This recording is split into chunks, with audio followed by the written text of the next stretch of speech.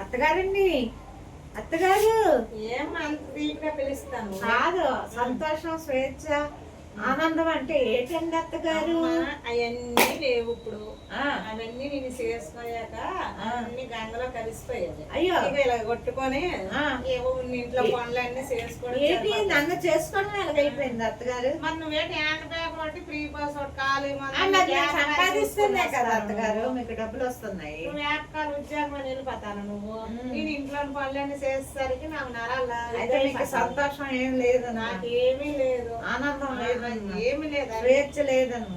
ఏదో ఉన్నానంటే ఉన్నాను, శమనా ఉన్నాను. అయ్యో, ఎంత మాట అన్నారు అత్తగారు మీరు. ఏదో పలకనాకే నూరు ఉంది. కొన్ని ఉద్యోగం మానేది బాడీలో ఏం లేదు. ఉద్యోగం మాని సూలేంత బేటి ఖాళీ బస్సులు ఉన్నాయి. అవును, అందుకే మరి మీరు మీ పర్మిషన్ తీసుకొని నేను ఉద్యోగం చాలా చేస్తాను. ఉద్యోగం చేసుకో. నీ పిల్లలు ఎలా పెంచుకుంటావు? నేను చేయనప్పుడేమో ఎక్కడో మూలైన ఉంటాను. ఫోన్లేండి.